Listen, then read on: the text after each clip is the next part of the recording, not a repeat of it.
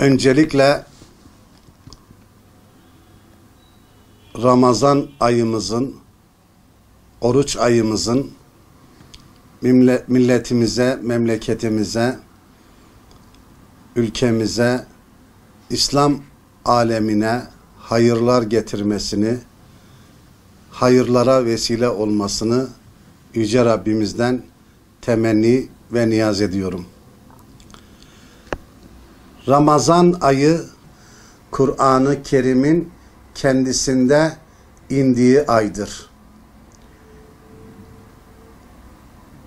Yüce Rabbimiz Kur'an-ı Kerim Bakara suresinde şöyle buyuruyor. 185. ayet-i kerimesinde Şehru Ramadanellezî unzile fîhil Kur'anu huden linnâsi ve beyinâtin minel huda vel furkan. Ramazan ayı öyle bir aydır ki Kur'an o ayda indirilmiştir. Huden linnâsi, insanlara hidayetçi olarak, ve beyinatin minel huda vel furkan, hakla batılın, doğruyla eğrinin kanıtları, delilleri olarak Ramazan ayında indirilmiştir diyor Yüce Rabbimiz. Ve devamında der ki فَمَنْ شَهِدَ مِنْكُمُ الشَّهْرَ فَلْيَسُمْهُ. Sizden kim o aya ulaşırsa oruç tutsun, o ayı oruçlu geçirsin. Ramazan ayı İslam'ın, dinimizin 5 temel ibadetlerinden birisi olan oruç ibadetinin farz kılındığı bir aydır. Yüce Rabbimiz Kur'an-ı Kerim Bakara suresi 183. ayet-i kerimesinde şöyle buyurur. Ya eyyühellezine amenu kutibe aleykumus siyamu kema kutibe alellezine min kablikum. Ey iman edenler! Oruç sizden önceki ümmetlere farz kılındığı gibi size de farz kılındı. لَعَلَّكُمْ تَتَّقُونَ. Umulur ki oruç sayesinde takvaya ulaşırsınız, Rabbinizden sakınırsınız, umulur ki kurtuluşa erersiniz. Kardeşlerim, Ramazan ayı Kur'an ayı dedik. Kur'an'la kaynaşma, Kur'an'la barışma, Kur'an'ı anlama, Kur'an'la yürüme, Kur'an'la hükmetme, Kur'an'la karar verme ayıdır. Kur'an'ı okuma ayıdır. Kur'an'ı anlama ayıdır. Peygamber aleyhissalatu vesselam Ramazan ayı geldiği zaman Cibril aleyhisselam ile, yani Cebrail aleyhisselam ile Kur'an-ı Kerim'i karşılıklı mukabele şeklinde okumuşlardır ve Kur'an'ı tekrar gözden geçirmişlerdir. Şu an camilerimizde de cüz şeklinde mukabele okuduğumuz şekilde onun sünnetinden kalan bir geleneği yapmış oluyoruz bu anlamda.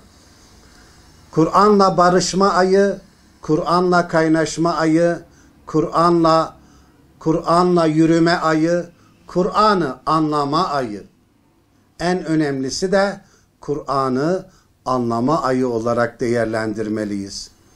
Çünkü Kur'an-ı Kerim, kardeşlerim, bizlerin hakikate ulaşması için, gerçeğe ulaşması için, cennete kavuşması için büyük bir vesiledir.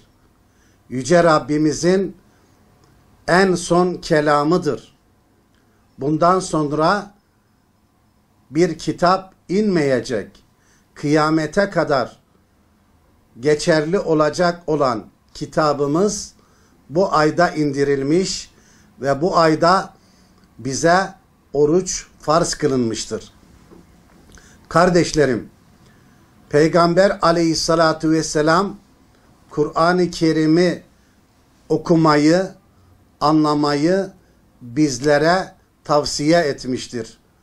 Özellikle bu ayda Kur'an'ı daha çok anlama, öğrenme, yaşamaya çalışmalıyız. Ramazan ayı ibadetlerimizin yoğunlukta olduğu aydır. Bu ayda dinimizin mesaisi diyebileceğimiz, mesaisine kalma diyebileceğimiz ibadetler de var. Özellikle Peygamber Efendimiz Müslümanların kurtulması için, günahlarından arınması için, cennete girebilmeleri için bu temel ibadetlerin yanında bunları destekleyen, bunları koruyan bazı ibadetleri de Peygamber Efendimiz bu Ramazan ayında kendisi de yaparak bizlere göstermiştir. Öncelikle oruç ibadeti bizim kurtuluşumuza vesile olabilecek en önemli ibadetlerimizden birisidir. Peygamber Efendimiz bu ayet-i kerimeden sonra şöyle buyurmuştur. Men sâme Ramadâne İmanen ve ihtisaben gufire lehu ma taqaddeme min zenbihi. Kim Ramazan ayını oruçlu geçirirse, inanarak, sevabını Allah'tan bekleyerek oruçlu geçirirse, gufire lehu ma taqaddeme min zenbihi. Geçmiş günahları sıfırlanır. Ramazan ayı aynı zamanda cennet kapılarının açıldığı, cehennem kapılarının kapandığı, şeytanların zincire vurulduğu bir aydır. Peygamber Efendimiz bir hadis-i şerifinde yine şöyle buyurur. İzâ câe Ramadânu futtihat ebvâbul cenneti. Ramazan ayı geldiği zaman cennet kapıları açılır. Ve gullikat ebvâbun nâri. Cehennem kapıları kapatılır. Ve suffideti şeyatînu. Şeytanlar zincire vurulur. Yani bu ayda cennet kapıları açılır demesi, cennete gidecek ameller kişiye kolaylaştırılır.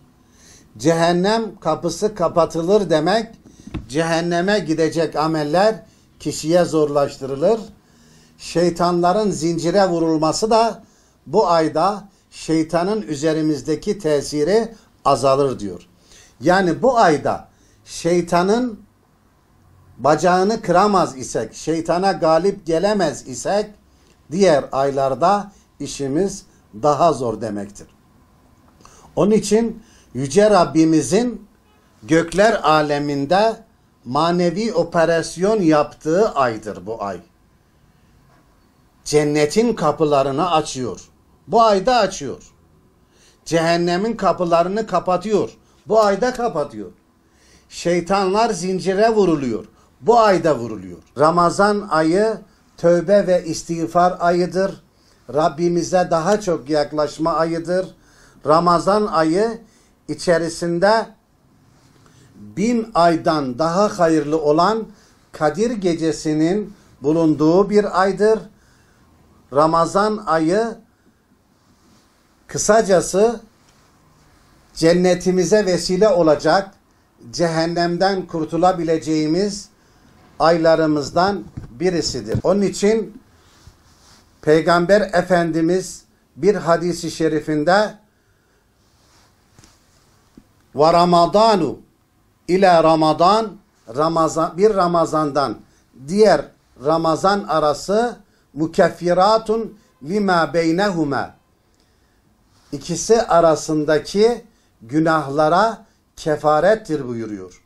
Yani geçen Ramazan oruçlu geçirmiş isek bu Ramazan'da Rabbimiz kısmet eder oruçlu geçirebilir isek iki Ramazan ayında arasında işlemiş olduğumuz günahlara kefarettir buyuruyor Peygamber Efendimiz. Onun için Yüce Rabbimizin hem evveli rahmet olan, hem ortası rahmet olan, hem ahiri rahmet olan, hem evveli mağfiret olan, hem ortası mağfiret olan, hem ahire mağfiret olan, hem evveli cehennem ateşinden kurtuluş olan, hem ortası hem de sonu cehennem ateşinden kurtuluş olan Ramazan ayımızı, Ramazan ayını ibadetle, oruçla, namazla, teravihle, zikirle geçirmeye çalışalım. Özellikle Ramazan orucunun yanında Peygamber Efendimiz teravih namazı anlamında da şöyle buyuruyor. Men kâme Ramadâne imanen ve ihtisaben gufire lehu ma teqaddeme min zenbihi.